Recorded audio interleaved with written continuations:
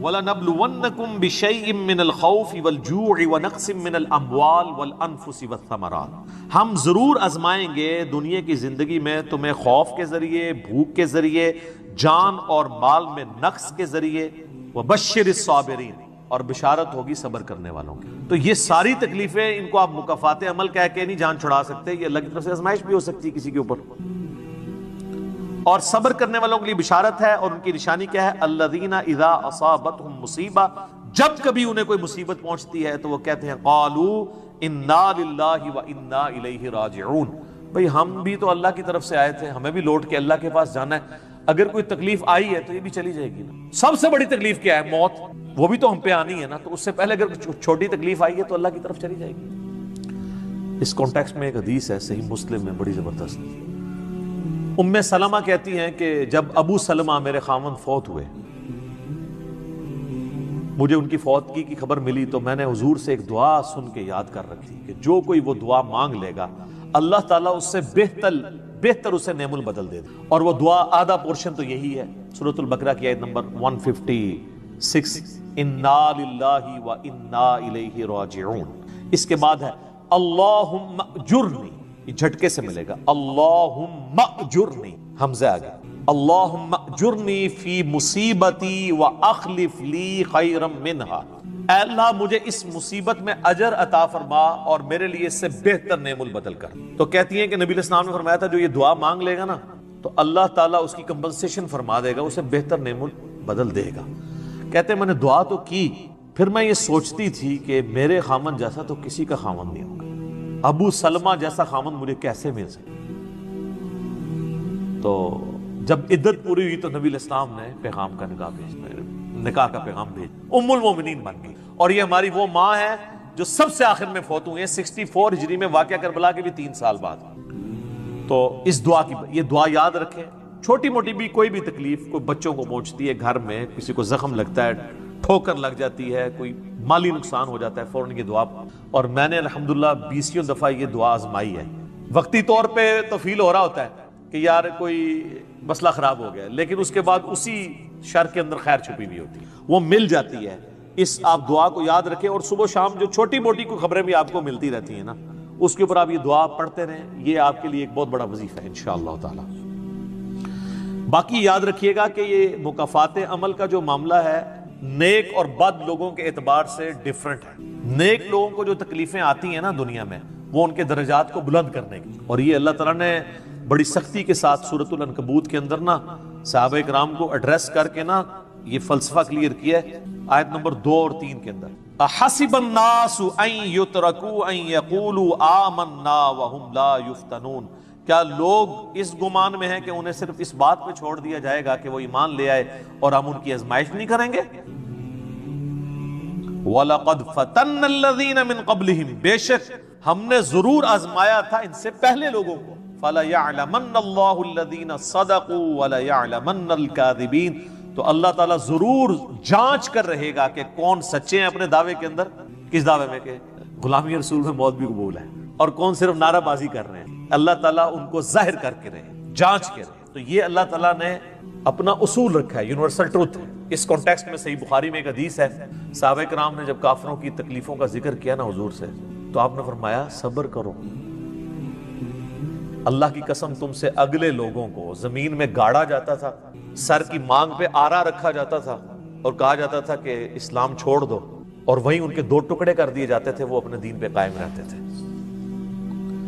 لوہے کی کنگیاں ان کے گوشتوں پہ پھیری جاتی تھی، حتیٰ کہ ہڈی تک پہنچ جاتی تھی، تب بھی وہ اپنے دین پر ثابت قدم رہے۔ تو نبی علیہ السلام نے اپنے صحابہ کو اگلے لوگوں کی یہ تکلیف گنوائی۔ تو اب وہ جو اتنی تکلیفیں کاٹتے رہے ہیں، وہ کوئی مکافات عمل نہیں ان کے لیے ہوا، آزمائش تو ہوئی ہے نا جی۔ تو نیک اور برے لوگوں کے اعتبار سے ڈیفرنٹ ہے، یہ ذہن میں رکھیے گا۔ بخاری اور مسلم کی متفق علیہ حدیث ہے، نبی علیہ السلام فرمایا مسلمان کو کوئی بھی تکلیف پہنچتی ہے، دکھ درد بیماری، کوئی اندیشہ کہتے ہیں ذہنی ٹینشن کو، صرف کہ یہ نہ ہو جائے، حتیٰ کہ اس کے پاؤں میں کانٹا بھی چبھ جائے، تو اللہ تعالیٰ اس کے بدلے میں اس کے گناہوں کو معاف کر دے۔ اور مسلم شریف میں ڈیٹیل ہے کہ جب یہ سورۃ النساء کی آیت نمبر 123 نازل ہوئی نا کہ چھوٹے سے چھوٹے اعمال کا بدلہ بھی ملے گا اور چھوٹی سے چھوٹی نیکی کا بھی، تو صحابہ پریشان ہو گئے، ان کا یا رسول اللہ ہم تو یہ تو سارے پکڑے جائیں گے، کس طریقے سے کوئی بندہ پرفیکٹ ہو سکتا ہے؟ تو حضور نے فرمایا پریشان ہونے کی ضرورت نہیں ہے، مسلمان کو جو دنیا میں تکلیفیں اور بیماریاں آتی ہیں نا، وہ اس کی ان غلطیوں کا کفارہ بن جاتی ہیں۔ حتیٰ کہ جامعہ ترمذی میں، ابو داؤد میں ایک حدیث ہے، نبی علیہ السلام نے فرمایا کہ دنیا میں سب سے زیادہ تکلیفیں انبیاء کو آتی ہیں، تو کیا انبیاء پہ مکافات عمل ہو رہا ہوتا ہے؟ نعوذ باللہ۔ اس کے بعد ان پہ آتی ہیں جو ان کے بعد اللہ تعالیٰ کو سب لوگوں سے بڑھ کے محبوب ہوتے ہیں۔ آپ نے صحابہ کا بھی نام نہیں لیا، فرمایا جو بھی، وہ اس زمانے میں بھی ہو سکتا ہے، آج کے زمانے میں بھی، کیونکہ بعض اصحاب تو ایسے ہیں جنہوں نے کفر کی زندگی میں بھی موج کی ہے اور اسلام کی زندگی میں موج کی ہے، وہ تکلیفوں سے گزرے ہی نہیں ہیں۔ اچھا، اور پھر فرمایا اس کے بعد وہ لوگ ہیں جو اس کے بعد اللہ کو سب سے بڑھ کر محبوب ہوتے ہیں، حتیٰ کہ انسان پہ تکلیفیں آتی رہتی ہیں اور اس کی موت کا وقت آ جاتا ہے اور اللہ تعالیٰ اسے پاک و صاف کر کے دنیا سے اٹھا لیتا ہے۔ یہ جو لوگ کہتے ہیں نا یار وہ موت کے وقت فلانے کے ساتھ، یار وہ احمد دیدہ صاحب 9 سال تک قومے میں رہے ہیں، اتنی اسلام کی انہوں نے خدمت کی، ہزاروں عیسائیوں کو مسلمان کیا، لاکھوں مسلمانوں کے ایمان کی حفاظت کا سبب اللہ نے ان کو بنایا، لیکن وہ 9 سال تک قومے کی حالت میں، 1996 سے لے کے 2005 تک۔ تو کوئی کچھ کہتا تھا جی یہ وہ جی وہ عیسائی بھی ان کو کہتے تھے دیکھو جی اس کو بدوا لگ گئی اور یہ وہ ہو گیا، گستاخ ہے، یہ ہے وہ ہے۔ تو یہ تو کوئی طریقہ نہیں ہے۔ اس طریقے سے جنید جمشید صاحب جب شہید ہوئے تو آپ دیکھ لیں ان کے مخالفین نے ان کے بارے میں کیا بات کی، اور صحابہ کرام کو تو رومن امپائر کی بیٹل فیلڈز کے اندر تیل کے کڑاؤں میں روسٹ کیا گیا ہے، تو آپ کیا کہیں گے نعوذ باللہ ان کے ساتھ یہ کچھ ہو گیا؟ ابو عبیدہ ابن جرح، معاذ ابن جبل، لاڈلے ترین اصحاب ہیں، طاعون کے مرض میں شہید ہوئے ہیں، اور طاعون میں اتنے بڑے بڑے پھوڑے جسم کے اوپر نکلتے ہیں۔ آپ تو سمجھتے ہیں کہ صحابہ کرام جو ہے وہ بڑے سکون سے بیٹھتے ہوں گے اور پھر کلمہ پڑھتے ہوں گے، ساتھ ہی ایسے روح پرواز کر جاتی ہوگی۔ حضرت حمزہ ابن عبد المطلب کا مسلح ہوا ہے، سید الشہداء ہیں۔ حضرت حسین علیہ السلام کے ساتھ جو کچھ کربلا میں ہوا ہے، تو نیک بندوں اور عام بندوں کے اعتبار سے اس کا حکم ڈیفرنٹ ہے۔ نیک بندوں کے درجات بلند ہوتے ہیں۔ حسین ابن علی سے اتنی بڑی قربانی نے اللہ نے لی کہ قیامت والے دن ان کو جنتی نوجوانوں کا جو سردار ہونا ہے اس کو جسٹیفائی کیا جائے کہ آؤ جی حسین جیسی ہے کسی قربانی، بنا دینا ہے سردار، آ جاؤ لے کے آؤ۔ کوئی کھڑا ہو سکتا ہے؟ ابھی تک 1500 سال میں تو نہیں کوئی دعویٰ کرے گا کھڑا ہونے کا۔ تو اللہ تعالیٰ نیکیوں کو جسٹیفائی بھی کرواتا ہے، وہ مکافات عمل نہیں ہو رہا ہوتا۔ نیک لوگوں کے لیے ڈیفرنٹ ہے، ان کے درجات بلند ہوتے ہیں، اور باقی عام لوگوں کے لیے یہ ہے کہ ان کے لیے بھی آپ نہیں کہیں گے کہ ان پہ عذاب ہے، یا اللہ کی طرف پلٹنے کا ذریعہ ہے، یا ان کے گناہوں کا کفارہ ہے۔ یہ آپ نے کسی پہ نہیں کہنا اس کے اوپر لعنت پڑ گئی، اس کے اوپر یہ ہو گیا، اس کے اوپر یہ ہو گیا۔ یہ آپ کو کسی نے رائٹ نہیں دیا، یہ بہت بڑا ظلم ہے۔ ایک طرح کے معاملات ہوئے ہوتے ہیں دونوں کے ساتھ۔ اب آپ دیکھ لیں سنیوں میں سے کوئی جیل میں جاتا ہے تو شیعہ کہتے ہیں دیکھا جی مکافات عمل ہے، شیعہ میں سے کوئی جاتا ہے سنی کہتے ہیں مکافات عمل ہے۔ تو یہ آپ جو مرضی، اور اپنوں کے لیے کہتے ہیں آزمائش ہے۔ تو یہ آج کی ڈیٹ میں آپ نے سب کے لیے آزمائش ہی کہنا ہے، ورنہ یہ مسئلہ بالکل خراب ہو جائے گا۔ اور آپ دیکھ لیں اللہ تعالیٰ کتنا غفور رحیم ہے، پورا مکی قرآن 2/3 قرآن ہے کافروں کے لیے دھمکیوں سے بھرا پڑا ہوا ہے، لیکن جب ان دھمکیوں کی ایگزیکیوشن کی باری آئی ہے سارے مسلمان ہو گئے۔ ہائے ہائے ہائے، آپ کوئی کہہ سکتا تھا کہ یا اللہ اتنی دھمکیاں تو نے دی، میں یہ کر دوں گا، تم پہ وہی عذاب آئے گا جو اگلے لوگوں پہ آیا تھا، تو اللہ اپنی کتاب کو سچا کر دینا اور عذاب لے آ۔ لیکن وہی بات، وَكَتَبَ رَبُّكُمْ عَلَى نَفْسِهِ الرَّحْمَةَ، اللہ نے اپنے اوپر لازم کیا ہے کہ ہر حال میں اس نے رحم ہی کرنا ہے۔ اور بخاری اور مسلم دونوں میں حدیث ہے کہ اللہ نے مخلوقات کی پیدائش سے پہلے عرش پہ اپنے پاس ایک عبارت لکھ لی تھی کہ میری رحمت میرے غضب پہ سبقت لے جائے گی۔ وہ ایسی سبقت لے گئی کہ 2/3 قرآن سائڈ میں رہ گیا، دھمکیوں سے بھرا ہوا۔ فتح مکہ پہ جنہوں نے معافی مانگی طلقاء بنے مسلمان، حتیٰ کہ ہند کی بھی حضور علیہ السلام نے توبہ قبول کر لی، ابو سفیان کی بھی توبہ قبول۔ یہ بات ہے، لا تثریب علیکم اليوم، آج تم پر کوئی گرفت نہیں ہے۔ جو حضرت یوسف نے آیت پڑھی، وہ جو الفاظ ہیں نا قرآن میں سورہ یوسف میں، وہی نبی علیہ السلام نے آیت پڑھ دی۔ تو یہ اللہ تعالیٰ کی رحمت ہے۔ ہم اللہ تعالیٰ سے اللہم انی اسألک من فضلک ورحمتک، آمین۔ اللہ جی، اللہ تعالیٰ سے خیر مانگنا چاہیے، اللہ تعالیٰ کی طرف رجوع لانا چاہیے۔ اس حوالے سے بخاری اور مسلم دونوں میں حدیث ہے، میں اب آپ کو تھوڑے وظیفے بھی بتا دوں نا۔ ظاہر آزمائشیں تو ہر بندے پہ آتی ہیں، اللہ کی طرف رجوع بھی لانا چاہیے۔ ان آزمائشوں سے نکلنے کا طریقہ کیا ہے؟ بخاری اور مسلم دونوں میں حدیث ہے، نبی صلی اللہ علیہ وآلہ وسلم کے بارے میں انس بن مالک کہتے ہیں کہ نبی علیہ السلام کی اکثر دعا یہی ہوا کرتی تھی، اللہم ربنا آتنا فی الدنیا حسنہ وفی الآخرۃ حسنۃ وقنا عذاب النار، آمین۔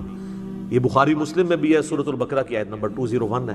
اے اللہ ہمیں دنیا میں بھی بھلائیاں عطا فرما اور آخرت میں بھی بھلائیاں عطا فرما، اور آخرت کی سب سے بڑی بھلائی بھی ساتھ مانگ لی، وقنا عذاب النار، آگ کے عذاب سے آمین۔ یہ اکثر آپ کی دعا ہوتی ہے۔ اس کانٹیکٹ میں ایک حدیث ہے بڑی انٹرسٹنگ، صحیح مسلم میں، ایک صحابی بیمار ہوئے حتیٰ کہ بالکل ہڈیوں کا پنجر بن گئے، اور صحابہ کہتے ہیں چڑیا کی طرح ان کی جان ہو گئی۔ نبی علیہ السلام ان کی عیادت کے لیے گئے، آپ نے جب دیکھا، آپ فرمایا تو اللہ سے کیا مانگتا ہے؟ چنگا بندہ، ٹردا پھردا بندہ ایڈا منجی دے پہ گیا اور بالکل ڈھانچہ پنجر بن گیا ہڈیوں کا۔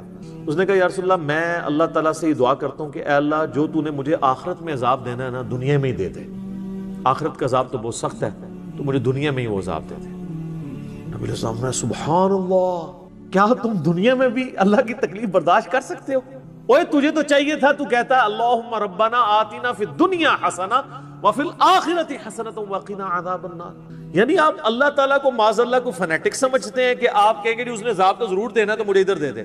او یار، اللہ سے اچھا ہی گمان رکھو۔ بخاری مسلم دونوں میں حدیث ہے، میں اپنے بندے کے گمان کے قریب ہوں جیسا میرے بارے میں گمان رکھے، بشرطے کہ کرتوت بھی ٹھیک۔ تو سر ہم تو یہ کہتے ہیں یا اللہ، ہم نہ تیری آزمائش کے قابل ہیں نہ تیرے عذاب کے قابل ہیں، ہمیں بلا حساب و کتاب ہی جنت میں داخل فرما دے، آمین۔ تو میں اپنے بندے کے گمان کے قریب، اچھا گمان رکھیں، انشاءاللہ تعالیٰ اینڈ رزلٹ بھی اچھا ہوگا۔ آپ اللہ سے گمان اچھا رکھیں، یہ گمان بہت اہم چیز ہے، اور یہ آپ کا جو کانفیڈنس ہے نا اللہ کے اندر کہ انشاءاللہ اللہ میرے ساتھ خیر کا معاملہ ہی کرے گا۔ اچھا کئی لوگ ہیں وہ کہتے ہیں منو تے اللہ نے دینے ہی عذاب ہے، استغفر اللہ تو بلی۔ آپ چاہے اچھے اعمال کرتے ہیں برے اعمال، تب بھی آپ نے یہ اپنے بارے میں یہ بات نہیں، یہ تو، اور کسی کے بارے میں تو آپ نے سوچنا بھی نہیں سر، وہ تو کہانی ختم۔ وہ تو صحیح مسلم میں حدیث ہے نا، ایک شخص نے قسم اٹھا کے کہہ دیا تھا کہ اللہ تعالیٰ اس کو کبھی معاف نہیں کرے گا، وہ بڑا گنہگار شخص تھا، اللہ کی بارگاہ میں پہنچے، اللہ نے فرمایا تو نے میرے بھی آپ پہ کیسے قسم کھا دی؟ جا، میں نے اس کو معاف کیا، تجھے دوزخ میں پھینک۔ لا يسأل عما يفعل وهم يسألون، سورۃ الانبیاء کی آیت ہے۔ اللہ کو کوئی نہیں پوچھ سکتا اس نے یہ کیوں کیا، وہ سب کو پوچھ سکتا ہے کہ انہوں نے یہ کیوں کیا۔ یہ اللہ تعالیٰ کے بارے میں ناشکری پھیلانا سورہ الزمر میں ہے، لا تقنطوا من رحمت اللہ، اللہ تعالیٰ کے بارے میں مایوسی عوام کے اندر پھیلانا۔ لیکن اس کا دوسرا پہلو بھی غلط ہے کہ آپ رحمت کی آیتیں پڑھ کے تو لوگوں کے کام چوک کے رکھو، وہ بھی دوسری ایکسٹریم ہے، وہ بھی نہیں ہونی چاہیے۔ رحمت سے دھوکہ بھی نہیں کھانا، ہاں اعمال پورے کرنے ہیں اور پھر اللہ سے امید بھی رکھنی ہے۔ جو سیدنا ابوبکر نے حضرت عمر کو وصیت کرتے ہوئے کیا کہا تھا کہ عمر، جب تو جنتیوں کی طرف دیکھے نا تو دعا کرنا کہ میں بھی ان میں شامل ہو جاؤں، اور جب بھی تو جہنمیوں کا ذکر لائے تو اللہ صلی اللہ سے پناہ مانگنا کہ کہیں میں ان میں شامل نہ ہوں۔ انہوں نے اتنی آگے سے کہا کہ میں عشرہ مبشر ہوں، ٹھیک ہے۔ یہ معاملہ بہت سینسٹیو ہے، جن کو اللہ کا تعارف ہے نا تو وہ ان کی زندگی بڑے ڈر ڈر کے گزرتی۔ تو یہ حدیث میں نے اس لیے بتا دی۔ ایک اور ذریعہ ہے ان آزمائشوں سے نکلنے کا، صحیح بخاری اور مسلم دونوں میں حدیث ہے، جس کی یہ خواہش ہے کہ اللہ اس کی عمر دراز کر دے اور اس کے رزق میں کشادگی دے۔ رزق میں دنیا کی ہر نعمت شامل ہے، ہم تو دولت ہی سمجھتے ہیں نا، اچھی صحت بھی رزق ہے، اچھی اولاد بھی رزق ہے، اچھی صحت بھی رزق ہے، مال کی فراوانی بشرطے کہ وہ فطرے میں نہ ڈال دے وہ بھی رزق ہے۔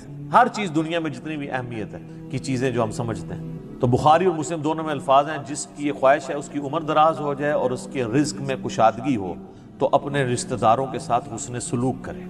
یہ ہے جناب وہ کام کرنے۔ حسن سلوک خالی ان کو تسلیاں نہیں دینا، ظاہر ہے قرآن اور حدیث میں جب رشتہ داروں سے صلہ رحمی کا ذکر آتا ہے تو یہ ہے کہ ان کے ساتھ قطع تعلق ہی نہیں کرنی، دوسرا ان کی فائنینشیل سپورٹ کرنا۔ اس لیے آپ دیکھیں سب سے زیادہ حقدار زکوٰۃ کے، صدقات کے آپ کے بہن بھائی ہیں، سب سے قریبی رشتہ ہوا ہے، اس کے بعد کوئی اور حقدار۔ باقی اس پہ تو امت کا اجماع ہے کہ جو صدقات اللہ کی راہ میں آپ کرتے ہیں اس سے اللہ تعالیٰ تکلیف ٹالتا ہے، منت سے نہیں ٹلتی۔ بخاری مسلم میں حدیث ہے کہ منت سے کنجوس کا مال ہی نکلتا ہے، تکلیف نہیں ٹلتی۔ لاجیکل ہے، منت تو یہ کہ یا اللہ پہلے کر تو میں کراں گا، اور صدقے میں کیا ہے، یا اللہ میں نے تیری طرف سے تیری راہ میں یہ صدقہ کیا اور میں اس نیک عمل کا وسیلہ تجھے پیش کرتا ہوں، میرا مسئلہ حل کر دے۔ جو بخاری مسلم میں حدیث ہے، 3 لوگ غار میں پھنس گئے تھے، انہوں نے اپنے پرانے اعمال کا واسطہ پیش کیا تھا، یہ نہیں دیکھا کہ یا اللہ ایک پر کاٹ دیتے سی کرا گے، پھر کون سی نکلنا انہوں نے اپنے پرانے کیے ہوئے اعمال کا وسیلہ اللہ کے حضور پیش کیا، جو قرآن میں بھی ہے وَاسْتَعِينُوا بِالصَّبْرِ وَالصَّلَاةِ، صبر اور نماز کے ذریعے اللہ کی مدد چاہو، جس سے وہ کہتے ہیں جی اس سے غیر اللہ کی مدد ثابت ہوتی ہے، تو کوئی کہتا ہے المدد یا صبر، المدد یا نماز، وہ اس کا مطلب ہے صبر اور نماز سے اللہ کی مدد، کیونکہ آگے آتا ہے ان اللہ مع الصابرین، بے شک اللہ تعالیٰ صبر کرنے والوں کے ساتھ۔ تو نیک اعمال کا وسیلہ آپ اللہ کے حضور پیش کریں۔ تو صدقہ اور خیرات کرنا یہ اللہ تعالیٰ کی طرف سے آئی ہوئی تکالیف کو، بلاؤں کو ٹال دیتا ہے۔ ایک چٹکلا عرض کرتے ہیں، کر دیں.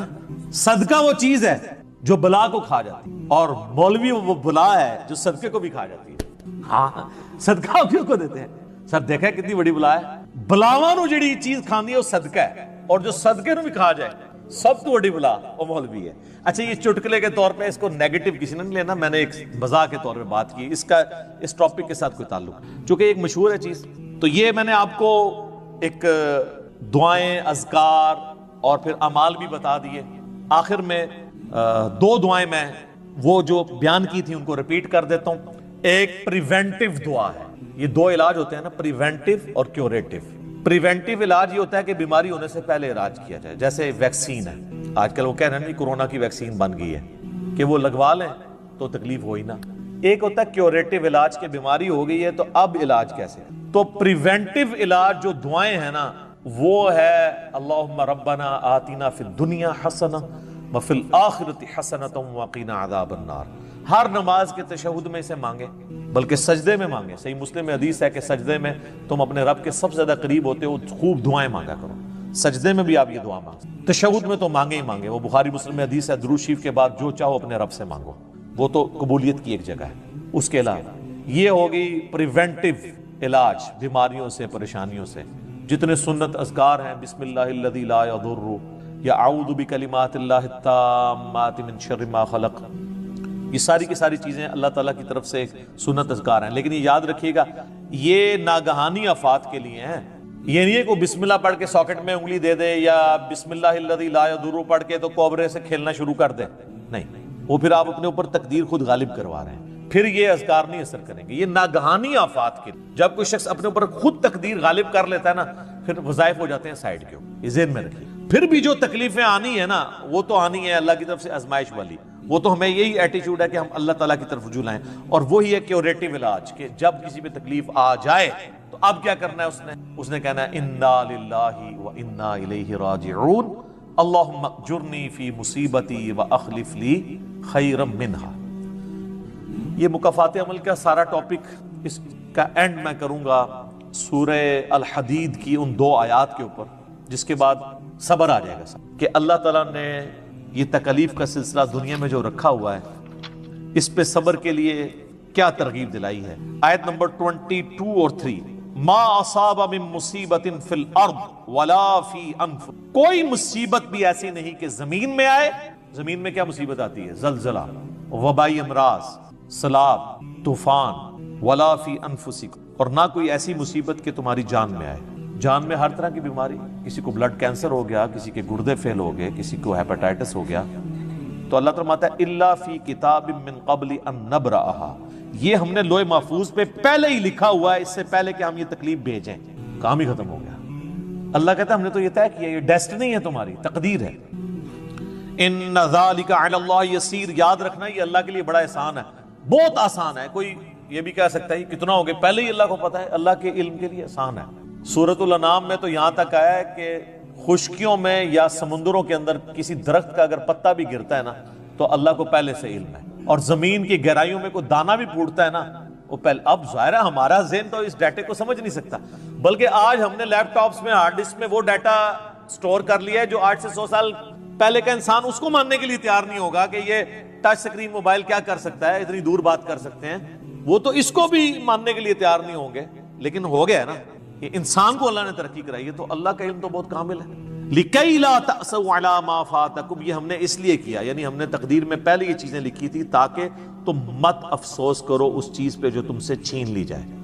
وَلَا تَفْرَحُوا بِمَا آتَاكُمْ، اور اس پہ شیخی مت بگاڑنا جو اللہ نے تمہیں دی ہے. اللہ کسی سے لے کے ازماتا ہے تو کسی کو دے کے بھی ازماتا ہے.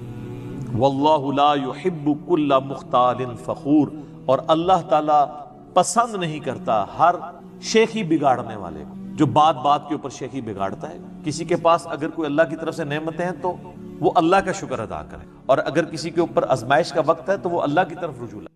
سیدہ ام ہانی کہتی ہیں یا رسول اللہ میں بوڑھی ہو گئی ہوں، لمبے وظیفے مجھ سے کوئی نہیں ہوتے، مجھے کوئی ایک وظیفہ ایسا بتا دیں جو میں کر لوں میرے لیے کفایت کرے. سر جو وظیفہ پھر لیا ہے نا مولا علی کی بہن نے، وہ ایسا وظیفہ ہے کہ مجھے ابھی تک اتنا تگڑا اور کوئی وظیفہ نہیں احادیث میں نظر آیا جس کی اتنی فضیلت ہو. آپ علیہ السلام نے فرمایا 100 دفعہ روزانہ سبحان اللہ پڑھ لیا کرو، تمہیں 100 غلام آزاد کرنے کا ثواب ملے۔ سر روزہ اگر آپ توڑ بیٹھیں تو ایک غلام آزاد کرنا پڑتا ہے، تو 100 روزوں سے بھی کے برابر یہ آپ سمجھ لیں۔ 100 دفعہ الحمدللہ پڑھ لیا کرو، تمہیں 100 گھوڑے اللہ کی راہ میں جہاد کے لیے بھیجنے کا ثواب ملے۔ 100 دفعہ اللہ اکبر پڑھ لیا کرو، تمہیں 100 اونٹ اللہ کی راہ میں بھیجنے کا، قربان کرنے کا، نہر کرنے کا ثواب ملے گا۔ 100 اونٹ، سر ایک اونٹ کی قیمت آلموسٹ 2-2.5 لاکھ کروڑوں روپے کا وظیفہ ہے جی، ملینز آف ڈالرز کا یہ وظیفہ ہے فری میں۔ اور 100 دفعہ لا الہ الا اللہ پڑھ لیا کرو، یہ زمین و آسمان کے درمیان جتنا فاصلہ ہے اس کو ثواب سے بھر دے۔ سر لا الہ الا اللہ کے پھر برابری کون کر سکتا ہے؟ وہ حدیث بطاقہ ہے نا، کاغذ کے پرزے والی حدیث جامع ترمذی میں، کہ ایک شخص کے 99 دفاتر گناہوں کے کھولے جائیں گے اور نامہ مال تل رہا ہوگا، تو اللہ تعالیٰ فرمائے گا میں کسی کے ساتھ ناانصافی نہیں کرتا۔ دوسری طرف ایک کاغذ کا ٹکڑا ڈالا جائے گا جس پہ لا الہ الا اللہ لکھا ہوگا۔ وہ شخص کہے گا یہ ایک ٹکڑا کیا کر سکتا ہے، بس وہ رکھنے کی دیر ہوگی، وہ پڑھنا بھاری ہو جائے گا۔ اللہ کے نام سے تو وزنی کوئی چیز نہیں ہو سکتی، اسے کہتے ہیں کاغذ کے پرزے والی حدیث، اس کے لیے جنت کا حکم ہو جائے گا۔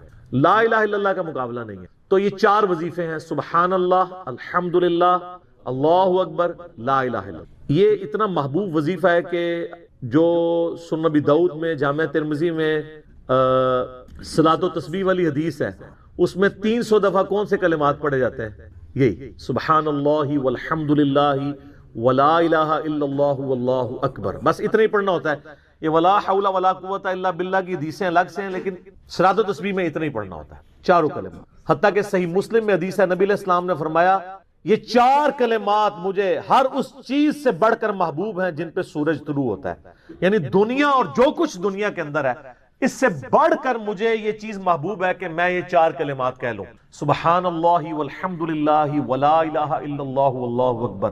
اور صحیح مسلم کی ایک اور حدیث ہے کہ نبی علیہ السلام نے فرمایا اللہ تعالیٰ کو اس سے بڑھ کر کوئی اور کلمات محبوب نہیں ہے، اور یہ حصہ بخاری میں بھی ہے اس کا، اور اس میں اللہ تعالیٰ کی طرف سے کوئی پابندی نہیں ہے، تم ان کی ترتیب بھی بدل سکتے ہو، یعنی سبحان اللہ کے بعد آپ اللہ اکبر پڑھ لیں، پھر لا الہ الا اللہ، کوئی فرق نہیں۔ یہ ایک اوپن چیز ہے، آپ یوں بھی کر سکتے ہیں کہ پہلے 100 دفعہ پڑھ لیں سبحان اللہ سبحان اللہ سبحان اللہ، الحمدللہ الحمدللہ الحمدللہ، اللہ اکبر، کیونکہ را کو پھر لام سے ملائیں گے، اللہ اکبر اللہ اکبر اللہ اکبر، لا الہ الا اللہ لا الہ الا اللہ لا الہ الا اللہ۔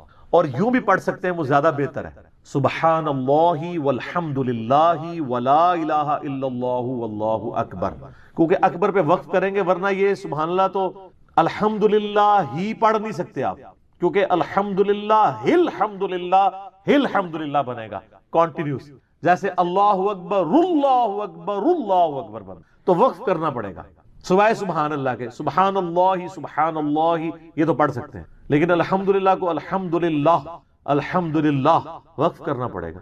اللہ اکبر اگر ملائیں گے تو اللہ اکبر را کو لام سے، تو اس کی بجائے اتنی مشکل میں نہ پڑھیں، سبحان اللہ والحمد للہ ولا الہ الا اللہ واللہ اکبر، ایک تسبیح پڑھ لے، 4 وظیفے 100 دفعہ ہو جائیں گے، کیونکہ نبی علیہ السلام نے اجازت دے دی ہے نا، آگے پیچھے دائیں میں کچھ بھی کر سکتے ہو، اور یہ ترتیب تو صلاۃ و تسبیح میں موجود ہے، نبی علیہ السلام نے کلمات پڑھے بھی ہیں۔ آپ کو پتہ ہے تبلیغی جماعت والے 3 وظیفے بتاتے ہیں، ویسے بڑی سمجھداری سے ہی کسی نے وہ ڈیوائس کیے ہوئے ہیں۔ 100 دفعہ وہ یہ بتاتے ہیں سبحان اللہ والحمد للہ ولا الہ الا اللہ واللہ اکبر، وہ ساتھ وہ بھی بتاتے ہیں ولا حول ولا قوت الا باللہ، وہ بھی پڑھ سکتے ہیں، وہ بھی صحیح بخاری میں رات کو اٹھتے وقت کی دعا ہے، ہل علی العظیم تک بھی پڑھ سکتے ہیں، وہ ابن ماجہ میں موجود ہے۔ میرا ایک یوٹیوب پہ کلپ ہے 6 کلموں کا ثبوت، تو میں نے بتایا 4 کلمے ثابت ہیں، 2 مولویوں کے لکھے ہوئے ہیں آخری والے جو ہیں، تو بلکہ وہ میرا بیٹا تو وہ اس کے وہ کورس میں آیا تو اس نے وہ 2 یاد ہی نہیں کیے، تو اس کو ماں کہہ رہی یاد کرو، کہتی وہ کہتا ثابت ہی نہیں ہے تو کیوں ساری یاد کرو۔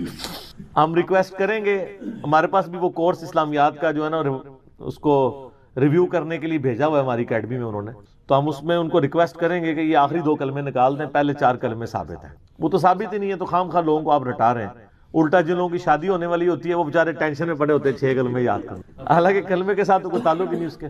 تو یہ جو صلاۃ و تسبیح کے اندر بھی پڑھا جاتا ہے، لیکن اس میں لا حول ولا قوت الا باللہ نہیں، وہ تو لادہ سے بخاری مسلم میں حدیث ہے کہ جنت کے خزانوں میں سے ایک خزانہ ہے لا حول ولا قوت الا باللہ، تو آپ پڑھنا چاہتے ہیں ضرور پڑھیں، اس میں وظیفے کے طور پہ آپ پوری تسبیح اس کی پڑھ لیں بے شک۔ تو تبلیغ جماعت والے ایک یہ بتاتے ہیں 100 دفعہ درود شریف بتاتے ہیں اور 100 دفعہ استغفار بتاتے ہیں، بہت انٹلیکچوئل چیز ہے۔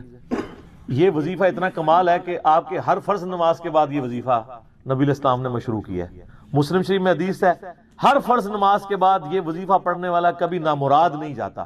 33 دفعہ سبحان اللہ، 33 دفعہ الحمدللہ اور 34 دفعہ اللہ اکبر. اور ایک حدیث میں ہے مسلم شریف کی کہ جو پڑھے 33 دفعہ سبحان اللہ، 33 دفعہ الحمدللہ، 33 دفعہ اللہ اکبر اور 100 کا عدد پورا کرنے کے لیے پڑھ لے لا الہ الا اللہ وحدہ لا شریک لہ لہ الملک ولہ الحمد وہو علی کل شیء قدیر. 100 کا عدد اس سے بھی پورا کر سکتے ہیں اور 100 کا عدد اللہ اکبر کہہ کے بھی پورا کر سکتے ہیں تو اس کے سارے گناہ معاف کر دیے جائیں گے اگرچہ سمندر کی جھاگ کے برابر ہی کیوں نہ ہو. لیکن وہ صغیرہ گناہ، کبیرہ گناہ صرف توبہ سے معاف ہوتے ہیں. وہ صحیح مسلم میں حدیث ہے کہ اگر بڑے گناہوں سے بچا جائے تو ایک جمعے سے دوسرا جمعہ، ایک رمضان سے دوسرا رمضان اور ایک نماز سے دوسری نماز درمیان کے گناہوں کا کفارہ بن جائے گی. لیکن جو نماز ہی نہیں پڑھتا تو جمعہ پڑھتا رہے تو وہ تو بڑے گناہوں سے نہیں بچا ہوا نا. مسلم شریف میں حدیث ہے بندے کے کفر اور اسلام کے درمیان فرق نماز ہے.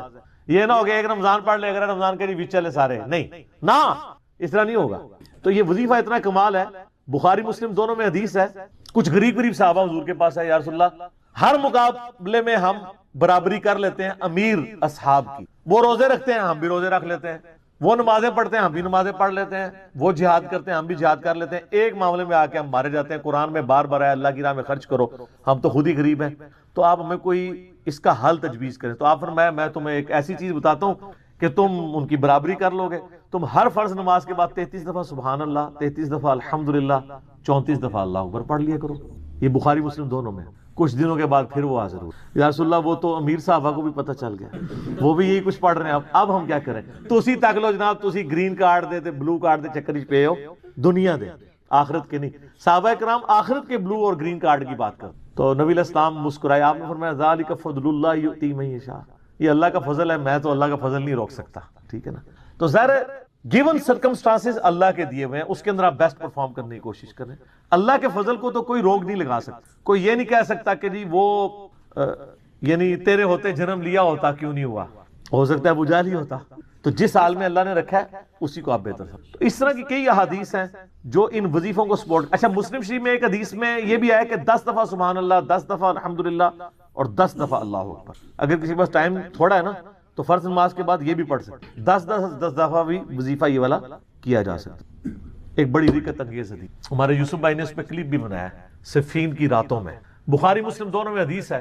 مولا علی علیہ السلام خود روایت کر رہے ہیں. وہ کہتے ہیں کہ نبی علیہ السلام کو جب اللہ نے کشادگی دی، کچھ غلام آپ کو گفٹ ملے، تو میں نے فاطمہ سے کہا کہ تم پورا دن گھر کی صفائی کرتی ہو، چکی چلاتی ہو، اس کی وجہ سے ان کے ہاتھ پہ بھی نشان بن گئے تھے. اس طریقے سے سامان اٹھا کے لاتی تھی تو وہ رسی کے نشان یہاں پڑے ہوئے تھے.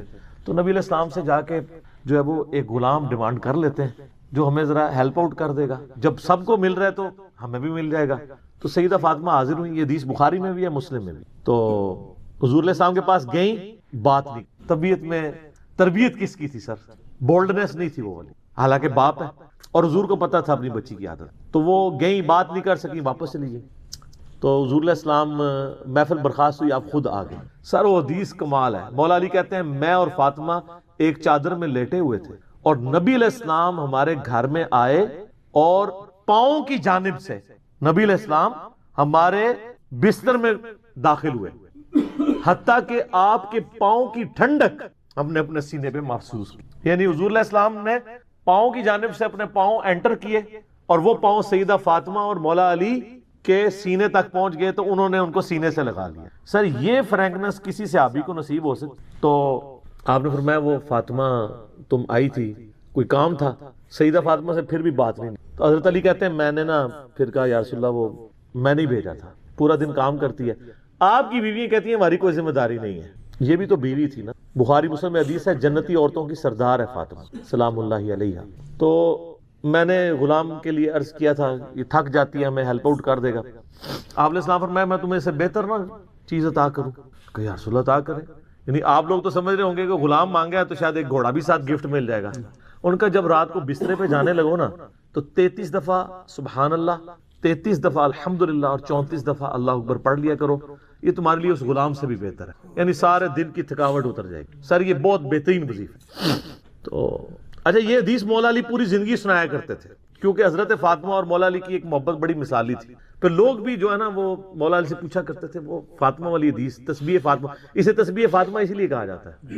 تو یہ حدیث جب بیان کی مولا علی نے تو آگے نے تابعی نے پوچھ لیا، بخاری مسلم دونوں میں ہے، کہ حضرت علی کہتے ہیں کہ وہ دن ہے، آج کا دن ہے، میں نے کبھی یہ وظیفہ چھوڑا نہیں ہے. سر استقامت تو خود مل جاتی ہے، جس کے بسترے میں جا کے نبی علیہ السلام وظیفہ سکھا رہے ہوں تو وہ پوری زندگی اس واقعے کو کبھی بھول سکتا ہے کہ مجھے خود آ کے میرے بسترے میں آ کے، اور حتیٰ کہ آپ کے قدم مبارک میرے سینے سے لگے تھے، اس حال میں حضور نے مجھے یہ تحفہ دیا ہے، وہ تحفہ کوئی بھلا سکتا ہے؟ تو تابعی نے کہا کہ مولا علی سے کہا کہ کیا جنگ صفین کی راتوں میں بھی آپ یہ وظیفہ پڑھا کرتے تھے جب مسلمانوں پہ اتنا مشکل وقت تھا، آپ میدان جنگ میں تھے؟ آپ دیکھیں 30 سال کے بعد مولا علی کو تلوار دوبارہ اٹھانا پڑی اسلامی نظام کو بچانے کی. تو مولا نے کہا ہاں صفین کی راتوں میں بھی میں نے کبھی یہ وظیفہ نہیں چھوڑا. تو اس پہ وہ کلپ بنایا تھا صفین کی راتوں میں. یہ اتنا کمال کا وظیفہ. اللہ تعالیٰ ہمیں اس وظیفے پہ استقامت دے اور کچھ نہ کر سکیں یہ ضرور کیا کریں. بخاری مسلم میں حدیث ہے، عائشہ کہتی ہیں نبی علیہ السلام نے فرمایا کہ اللہ تعالیٰ کو سب سے بڑھ کر محبوب عمل وہ ہے جو مستقل مزاجی سے کیا جائے، خواہ تھوڑا ہی کیوں نہ ہو، بنسبت اس عمل کے جو بہت زیادہ ہو لیکن مستقل مزاجی سے نہ ہو. ایک بندہ ایک دن 1000 دفعہ سبحان اللہ پڑھتا ہے، اگلے دن 10 دفعہ پڑھتا ہے، اس سے بہتر روزانہ ہی 10 دفعہ پڑھ لیں. تو یہ وظیفہ 100 دفعہ پڑھنے کے لیے کوئی زیادہ ٹائم ریکوائرڈ نہیں ہوتا. آپ روٹین میں ہیں، آپ پاس دونوں آپشن ہیں، الگ الگ کر کے پڑھ لیں تب بھی ٹھیک ہے، ایک ہی دفعہ میں پڑھ لیں سبحان اللہ والحمدللہ ولا الہ الا اللہ واللہ اکبر تب بھی درست ہے. اور فرض نماز کے بعد تو اور کوئی وظیفہ، ایک آیت الکرسی والا وظیفہ اور یہ تسبیح فاطمہ والا وظیفہ اور تکبیر بلند کرنا، استغفار پڑھنا، اللہم انت السلام منک السلام، سارے اذکار اس میں لکھے ہوئے. چند ایک وظائف تو ضرور پڑھیں اور اس میں یہ والا وظیفہ کبھی نہ چھوڑیں، یہ بہت ایکسٹرا آرڈنری.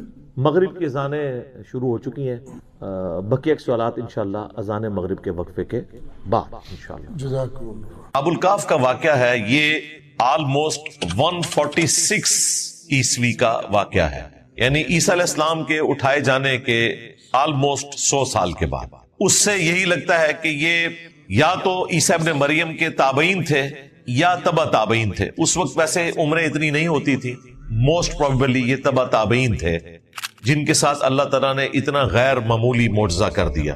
چونکہ غیر نبی کے ساتھ ہوا اسی لیے اس کے لیے کرامت کا ورڈ بولا جاتا ہے. کانسٹنٹائن نوبل جو شہر ہے قسطنطینیہ، وہ اسی کانسٹنٹائن بادشاہ کا جو بیٹا تھا اس نے بنوایا تھا. 337 عیسوی کے بعد وہ حکمران بنا اور اس نے یہ شہر آباد کیا جو آج کل استنبول ہے.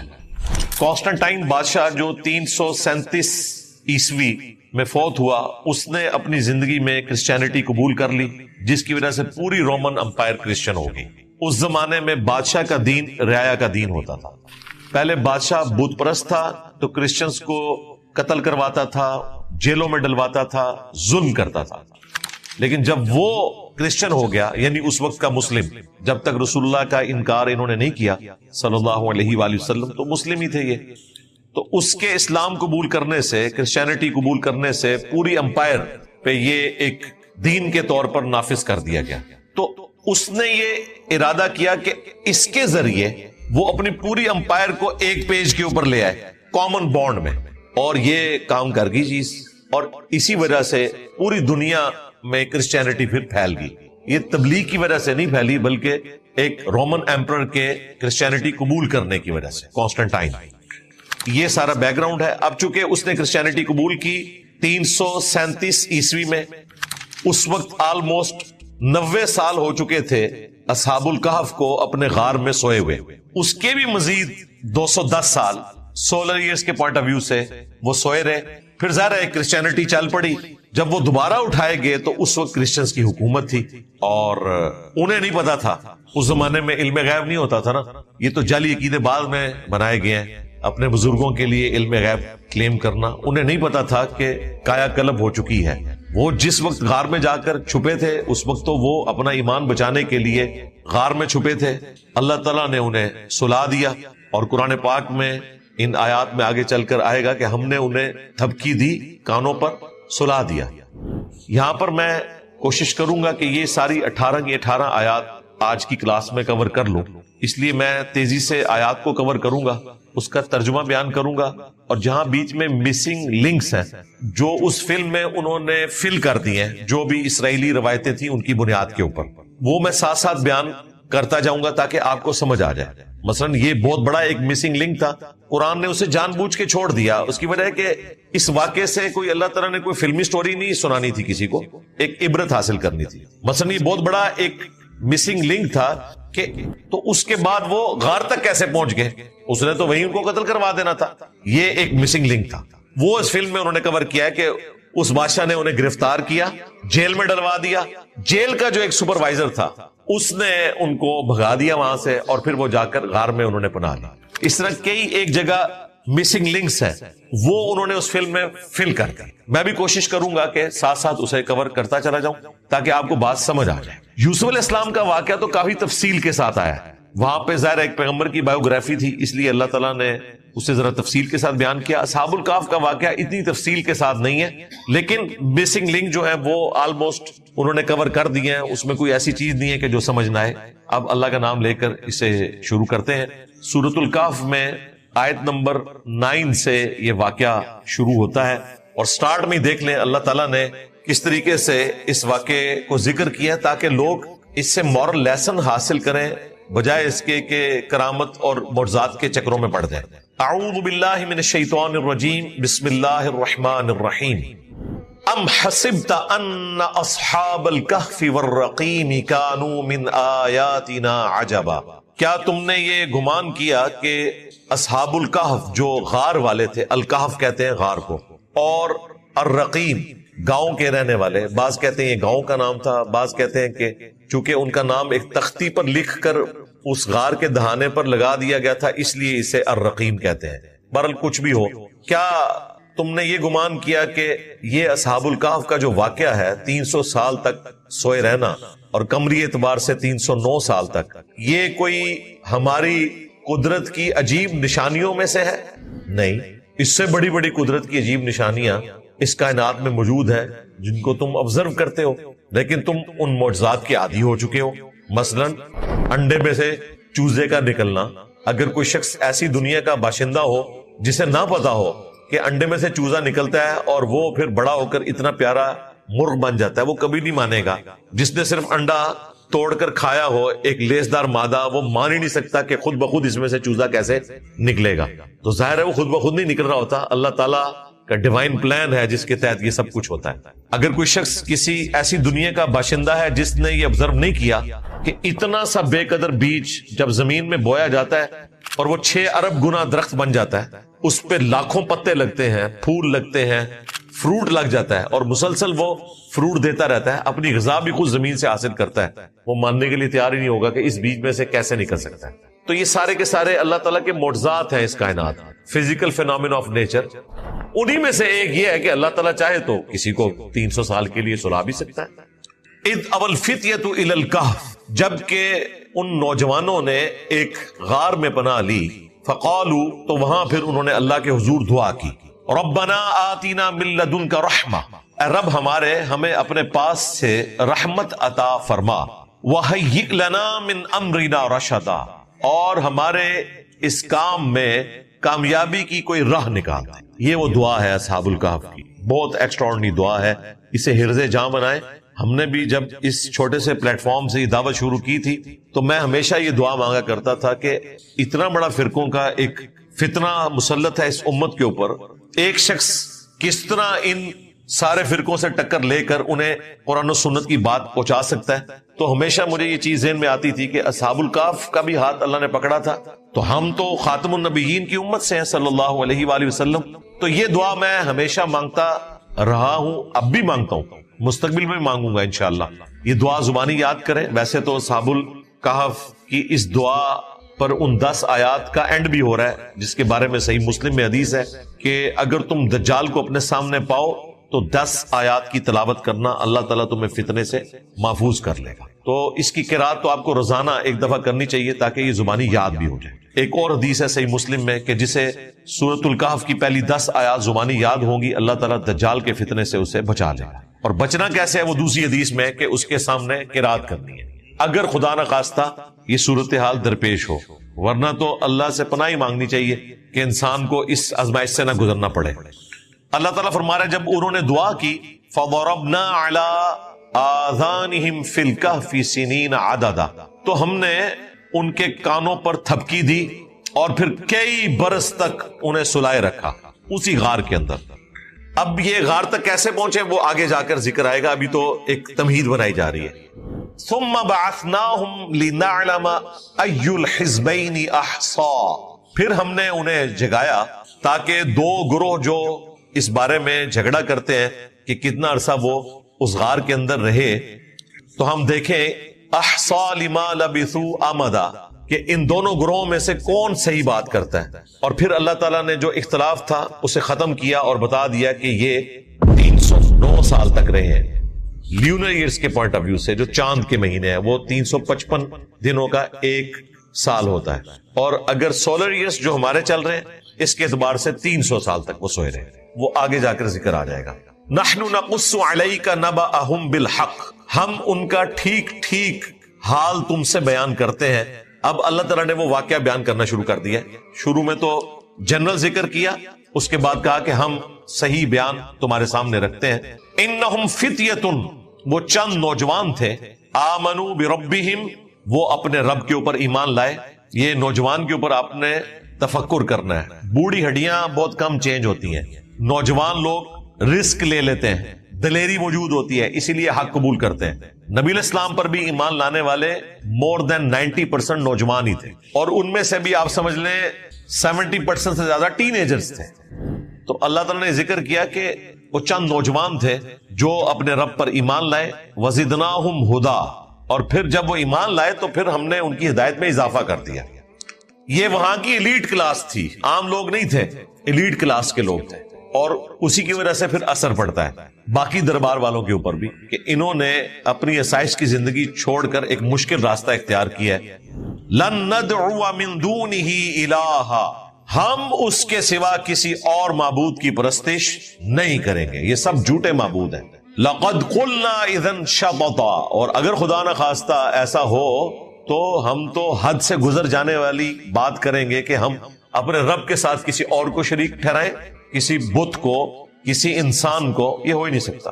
ہؤلاء قوم اتخذوا من دونہ آلہہ، اور یہ جو ہماری قوم ہے اس نے اللہ کے سوا اور جھوٹے معبود بنا لیے ہیں کہ یہ بت بنائے ہوئے تھے۔ یہ گاڈز، جو چھوٹے جی سے گاڈ لکھا جاتا ہے، یہ دیوتا ہوتے تھے، اور ایک بڑا دیوتا وہ کیپٹل جی سے گاڈ اسے لکھتے تھے۔ تو یہ اتنے دیوتا جو انہوں نے بنا لیے ہیں ہماری قوم نے، لولا یأتون علیہم بسلطان بین، تو یہ ہماری قوم ہمارے سامنے کوئی مضبوط دلیل کیوں نہیں لے کے آتی اس بات پر کہ یہ جو بت ہیں یہ ہمارے آلہہ ہیں، یہ ہمارے خالق ہیں۔ کہاں سے دلیل لے کر آئے؟ انہیں بھی پتا تھا کہ یہ اپنے ہاتھوں سے تراشے ہوئے ہیں۔ بت پرست کیسے موحدین کا مقابلہ کر سکتے ہیں؟ فمن اظلم ممن افترى على الله كذبا، تو اس سے بڑھ کر ظالم کون ہوگا جو اللہ تعالیٰ پر جھوٹ باندھے۔ یہ اللہ پر جھوٹ باندھنا ہے کہ وہ آلہہ جو انہوں نے خود سے تراش لیے ہیں انہیں اللہ کے ساتھ شریک ٹھہرایا جائے، یا یہ کہا جائے کہ وہ بڑا گاڈ ہے کیپٹل جی کے ساتھ اور یہ چھوٹے چھوٹے دیوتا ہیں۔ دونوں صورتوں میں یہ اللہ تعالیٰ کے اوپر جھوٹ باندھنا ہے۔ شرک سب سے بڑا ظلم ہے۔ وَإِذِ اعْتَزَلْتُمُوهُمْ وَمَا يَعْبُدُونَ إِلَّا اللَّهُ، اور جب تم اپنی قوم سے الگ ہو چکے ہو اور اللہ کے سوا جن کی عبادت کی جاتی ہے ان کو تم نے چھوڑ دیا ہے، فَأْوُوا إِلَى الْكَهْفِ، تو ان سب سے الگ ہو کر غار میں جا کر پناہ لو۔ يَنشُرْ لَكُمْ رَبُّكُمْ مِنْ رَحْمَتِهِ، قریب ہے کہ تمہارا رب تم پر اپنی رحمت پھیلا دے۔ وَيُهَيِّئْ لَكُمْ مِنْ أَمْرِكُمْ مِرْفَقًا، اور تمہارے کام میں آسانی کا سامان مہیا کر دے۔ اب یہ جو جملے ہیں نا کہ جب تم نے ان جھوٹے معبودوں سے توبہ کر لی ہے، ایک خدا کے ماننے والے ہو گئے ہو، اب اپنی قوم سے الگ ہو کر غار میں پناہ لو، یہ کلام کس کا ہے؟ یہ قرآن حکیم نے بیان نہیں کیا۔ عین ممکن ہے کہ یہ آپس میں انہوں نے مشورہ کیا ہو اور اس کے بعد ڈیسائیڈ کیا کہ ہم غار میں پناہ لیتے ہیں کچھ عرصہ کے لیے، اور ظاہر بتا کے تو انہوں نے پناہ نہیں لینی تھی، کسی ایسے غار میں پناہ لینی تھی کہ وہاں تک اپروچ مشکل ہو. ظاہر اتنا پہاڑ چڑھ کے کسی غار تک پہنچنا، بعد میں خیر وہ پہنچ بھی گئے تلاشی کرتے کرتے، فوراً ممکن نہیں تھا کہ کوئی غار تک پہنچتا. یا دوسرا یہ ہے کہ اللہ تعالیٰ نے ان کے دل میں یہ بات ڈال دی، کیونکہ اگلے زمانوں میں اللہ تعالیٰ غیر انبیاء کے دل میں بھی وہی کر دیا کرتا تھا، وہ اس امت کے لیے بین ہوا ہے. تو یہ کوئی کشف الہام والا معاملہ بھی ہو سکتا ہے، اس امت میں تو یہ بین ہے. اس امت کے لیے غیر انبیاء کے ساتھ بھی ایسا معاملہ ہوتا تھا، جو بخاری مسلم میں حدیث ہے کہ اگلی امتوں میں محدث ہوا کرتے تھے جن کے دل میں اللہ بات ڈالتا تھا. میری امت میں اگر کوئی ہوتا تو عمر ہوتا، لیکن وہ بھی نہیں ہے. اگر ہوتا تو عمر ہوتا. اس حدیث کے اوپر میری تفصیلی ویڈیوز ریکارڈ ہے. تو انہوں نے جا کر غار میں پناہ لی. اب غار کا اللہ تعالیٰ ذکر فرما رہا ہے. اب بیچ میں وہ مسنگ لنک ہے کہ وہ وہاں تک کیسے پہنچے. وہ اس طرح پہنچے کہ دربار میں جب انہوں نے اناؤنسمنٹ کی، بادشاہ نے پکڑ لیا، جیل میں ڈلوا دیا. جیل میں ایک ہمدرد ان کا نکل آیا جو سپروائزر تھا، اس نے بھی اسلام قبول کر لیا اور انہیں راتوں رات بھگا دیا. خیر وہ پھر پہنچ گئے غار میں. اب غار کی کیا صورتحال تھی وہ اللہ تبارک و تعالیٰ بیان فرما رہا ہے.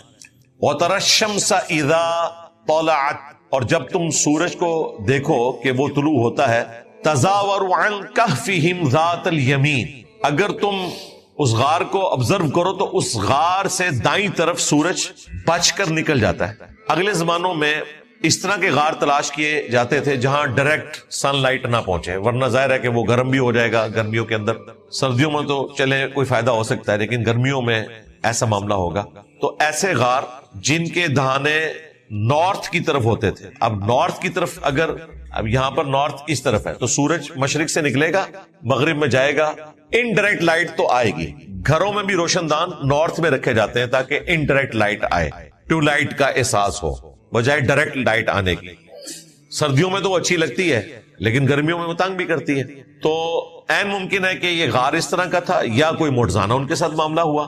وَإِذَا غَرَبَتْ تَقْرِضُهُمْ ذَاتَ الشِّمَالِ، اور جب وہ سورج غروب ہونے لگتا ہے تو وہ بائیں طرف سے کترا جاتا ہے.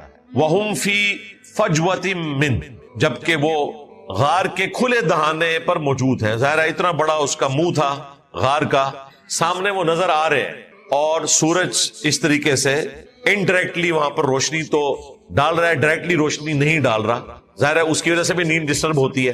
فزیکل فینومینا بھی ساتھ ساتھ چل رہا ہے، معجزانہ چیز بھی ہے اور فزیکل فینومینا بھی ہے. ابھی اور فزیکل فینومینا بھی آئیں گے. ذَلِكَ مِنْ آیَاتِ اللَّهِ، اور یہ اللہ تعالیٰ کی نشانیوں میں سے تھا.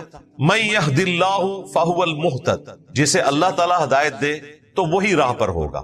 وَمَن يُضْلِلْ، اور جسے اللہ تعالیٰ گمراہ کر دے، فَلَن تَجِدَ لَهُ وَلِيًّا مُرْشِدًا، تو پھر ایسا شخص نہ تو کوئی ولی پائے گا اور نہ کوئی مرشد اور پیر. یہ اس میں سے نکالتے ہیں، اندازہ کریں. حالانکہ یہاں پر ولی اور مرشد اللہ تعالیٰ اپنے آپ کو کہہ رہا ہے، یا پھر وقت کا پیغمبر کسی کو رہنمائی دے گا جسے اللہ ہدایت دینا چاہے، اور جسے اللہ گمراہ کرے تو اسے پھر پیغمبر بھی ہدایت نہیں دے سکتا. تو یہ اس آیت سے یہ بھی ترجمہ نکالتے ہیں دین تصوف کے ماننے والے کہ جسے اللہ تعالیٰ گمراہ کر دے اسے کوئی ولی مرشد نہیں ملتا. اب ظاہری الفاظ تو یہی ہیں، لیکن یہاں تو توحیدی شعری بیان ہو رہی ہے، اس میں بزرگ بابے کہاں سے آ گئے. اور اگر اس پہ آپ نے ڈالنا ہے کسی بزرگ کو تو ایسے بزرگ کو ڈالے جو اللہ کی عبادت کرنے والا ہو، اللہ کی طرف بلانے والا ہو، وہ مرشد ہوگا. ٹھیک ہے، صحابہ کرام بھی مرشد ہیں، اہل البیت بھی ہمارے مرشد ہیں، محدثین بھی ہمارے مرشد ہیں. تو جسے اللہ تعالیٰ گمراہ کرتے ہیں، اور ظاہر اللہ تعالیٰ جان بوجھ کے کسی کو گمراہ نہیں کرتا، جو گمراہ ہونا چاہے تو پھر اسے اللہ کے سوا کوئی حمایتی، کوئی راہ دکھانے والا نہیں ملے گا.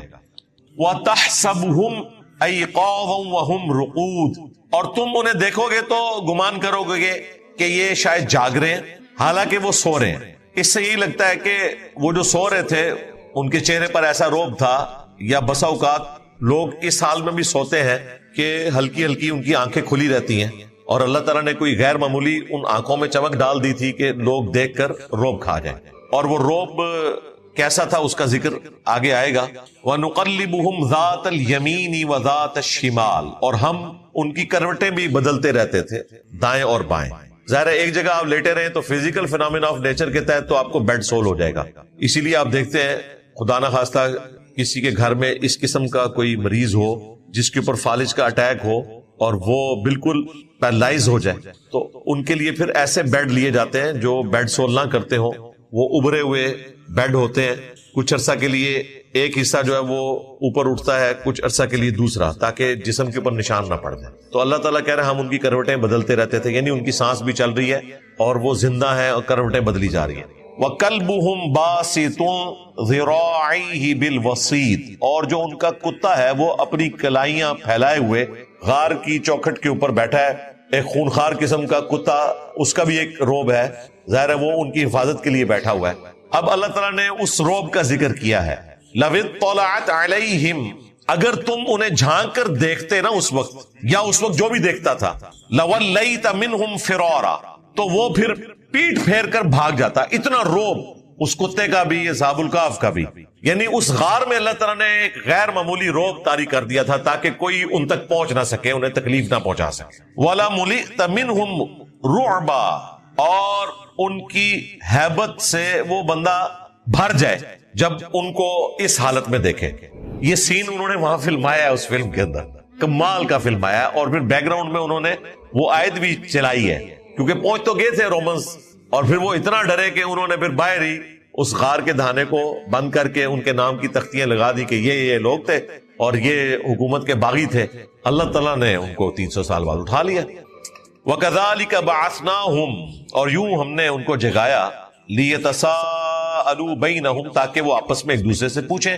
قَالَ قَائِلٌ مِّنْهُمْ، تو ان میں سے ایک کہنے والے نے کہا، کم لبثتم، تم یہاں کتنی دیر رہے؟ قَالُوا لَبِثْنَا يَوْمًا أَوْ بَعْضَ يَوْمٍ، تو کچھ لوگ بولے کہ ایک دن یا دن کا کچھ حصہ. قَالُوا رَبُّكُمْ أَعْلَمُ بِمَا لَبِثْتُمْ، تو پھر دوسرے بولے کہ تمہارا رب خوب جانتا ہے کہ تم کتنا عرصہ یہاں ٹھہرے. اب ان آیات کی بنیاد کے اوپر 7 کی تعداد جو ہے وہ ڈاکٹر سراج صاحب نے نکالنے کی کوشش کی. این ممکن ہے 7 ہی ہو، کیونکہ 7 کے بعد نفی نہیں آئی قرآن میں. قرآن میں آیا ہے کہ ان کے تعداد کے اعتبار سے اختلاف ہے، لیکن 7 کے اوپر اللہ نے کوئی ورڈک نہیں دی. وہ اس طرح کے عربی زبان میں جمع کا صیغہ کم از کم 3 سے شروع ہوتا ہے. تو یہاں پر اللہ تعالیٰ فرما رہے کہ ایک بندے نے کہا کہ کتنا عرصہ رہے، تو جو بولنے والے ہیں وہ کم از کم 3 ہیں جنہوں نے یہ کہا کہ دن یا دن کا کچھ حصہ، اور دوسرا جو اوپینین رکھنے والے ہیں وہ بھی کم از کم 3 ہیں، کیونکہ ان کے لیے بھی جمع کا صیغہ ہے کہ انہوں نے آگے سے کہا کہ اللہ بہتر جانتا ہے کہ ہم کتنا عرصہ رہے. تو کم از کم اگر گنے جائیں، ایک پارٹی جو یہ کہہ رہی ہے کہ دن یا دن کا کچھ حصہ، وہ 3 ہے، اور دوسرے کہہ رہے ہیں کہ ہمیں نہیں پتا، اللہ بہتر جانتا ہے، وہ بھی 3 ہے. اور ایک وہ ہے جس نے یہ آواز وہاں بلند کی ہے کہ جی کتنا عرصہ رہے. تو یوں ملا کے یہ 7 ہوئے، اور کتا جو ہے وہ 8واں ہو گیا. قرآن پاک میں اس کے اوپر بحث بھی آگے چل کر آئے گی. فَبْعَثُوا أَحَدَكُمْ بِوَرِقِكُمْ هَذِهِ إِلَى الْمَدِينَةِ، تو تم میں سے ایک یہ چاندی کے جو سکے ہیں وہ لے کر شہر کی طرف جائے. فَلْيَنْظُرْ أَيُّهَا أَزْكَى طَعَامًا، اور پھر دیکھیں غور کے ساتھ کہ پاکیزہ کھانا لے کر آنا. ظاہر ہے شریعت کی جو پابندی کرنے والے لوگ ہیں ان کے لیے تو پھر حلال و حرام کا فرق کرنا بھی ایک بہت امپورٹنٹ مسئلہ ہوتا ہے. فَلْيَأْتِكُمْ بِرِزْقٍ مِّنْهُ، تاکہ وہ تمہارے لیے کھانا لے کر آ سکے. ایک بندے کو بھیجو درم دے کر، چاندی کے سکے دے کر، اور وہ کھانا بھی پاکیزہ لے کر آئے تمہارے لیے تاکہ ہم اسے کھا سکیں. وَلْيَتَلَطَّفْ، اور اس کو نصیحت کی کہ آپ نے بات نرمی سے کرنی ہے، یعنی بڑے طریقے سے بات کرنی ہے. ظاہر ہے اپنی آئیڈینٹی بھی چھپانی ہے اور ڈسکلوز نہ ہو جائے کہ یہ وہی لوگ ہیں جو بھاگے تھے جیل توڑ کر اور بادشاہ کے حوالے تمہیں کر دیا جائے. اب ان بیچاروں کو تو پتہ ہی نہیں ہے کہ 300 سال گزر چکے ہیں، اور اس زمانے میں تو یہ جعلی عقیدہ علم غیب والا ہوتا ہی نہیں تھا. علم غیب تو صرف پیغمبروں کے ساتھ خاص ہے. اور یہ وہ اولیاء ہیں جن کے واقعے کے اعتبار سے پوری سورت کا نام سورۃ الکہف ہے، جن کو اللہ نے 300 سال تک سلایا ہے. علم غیب پھر بھی نہیں ان کو دیا. لو سامو، یہ ساتھ رزلٹ نکل رہے ہیں. تو بات نرمی سے کرنی ہے. اب یہ جو لفظ ہے نا وَلْيَتَلَطَّفْ، یہ قرآن کا سینٹر ہے. اور دیکھیں یہ جو لفظ ہے اس میں بھی ٹوٹل حرف کتنے ہیں؟ 1 2 3 4 5 6 7. یہ بھی سینٹر ہو جاتا ہے. 3 ایک طرف، 3 ایک طرف، اور سینٹر میں کون سا لفظ آئے گا؟ تا. ٹھیک ہے، یہ ایگزیکٹلی قرآن کا سینٹر ہے. یہ تا 3 اس طرف 3 اس طرف، اور پورا قرآن کا ایک حصہ اس طرف ایک اس طرف. اس لیے عموماً قرآن میں یہ بڑا کر کے لفظ لکھا جاتا ہے تاکہ پتہ چل جائے یہ سینٹر ہے قرآن کا. وَلَا يُشْعِرَنَّ بِكُمْ أَحَدًا، اور دیکھنا کسی ایک کو بھی تمہارے بارے میں پتہ نہ چلے کہ تم وہی لوگ ہو جو مطلوب ہیں اس وقت کی حکومت کو، اور تمہاری آئیڈینٹی شو نہ ہو، کیونکہ صرف وہ نہیں پکڑا جائے گا، یہ بھی پکڑے جائیں گے. اس سے یہ بھی پتا چلا کہ نگاہ مار کے کوئی کسی کو غائب بھی نہیں کر سکتا. دنیاوی اسباب آپ نے اختیار کرنے، ادروائز پکڑے جائیں گے. انہم ان یظہروا علیکم، بے شک اگر انہوں نے تمہارے بارے میں جان لیا، یرجموکم، تو وہ پھر تمہیں رجم کر دیں گے، پتھر مار مار کر ہلاک کر دیں گے. او یعیدوکم فی ملتہم، یا پھر تمہیں مجبور کریں گے کہ تم انہی کی ملت پر آ جاؤ، تم اپنا دین چھوڑنے پر مجبور ہو جاؤ. وَلَن تُفْلِحُوا اِذًا أَبَدًا، اور اگر خدا نہ خواستہ ایسا ہوا تو پھر تم کبھی بھی کامیاب نہیں ہو سکو گے، ہمیشہ کی ناکامیاں تمہارا مقدر ہوں گی اگر تم نے اپنا دین چھوڑ دیا. یعنی دین بچانے کی خاطر انہیں یہ ساری احتیاطیں کرنی پڑ رہی ہیں. کوئی کسی کے پاس کوئی ایسی روحانی طاقت نہیں ہے کہ وہ اپنے دشمنوں کو جلا کر راکھ کر دے. یہ بھی اس سے رزن نکل رہا ہے. اگر یہ سب کچھ ہوتا ہو نا اس طریقے سے، پھر دنیا تو امتحان گاہ نہیں رہے گی. یہ دنیا تو امتحان گاہ ہے. وَكَذَلِكَ أَعْثَرْنَا عَلَيْهِمْ، اور اسی طرح ہم نے ان کی اطلاع کر دی، لِيَعْلَمُوا أَنَّ وَعْدَ اللَّهِ حَقٌّ، تاکہ لوگ جان لیں کہ اللہ کا وعدہ سچا ہے. کون سا وعدہ؟ وَأَنَّ السَّاعَةَ لَا رَيْبَ فِيهَا، کہ قیامت آنے میں کوئی شبہ نہیں ہے. یہ اب اشارتاً بات ہوئی ہے. پوری سٹوری اس میں جو فٹ ان بیٹھتی ہے وہ یہ ہے کہ وہ جب کھانا خرید رہے تھے تو وہ سکے تو اس زمانے کے ہے ہی نہیں تھے. جہاں انہوں نے خوراک خریدی، اس بندے نے سمجھا کہ اس کے پاس کوئی خزانہ ہاتھ لگ گیا. اس کو پہچان تو سکتے نہیں تھے، ظاہر ہے اس زمانے کے ہے ہی نہیں تھے.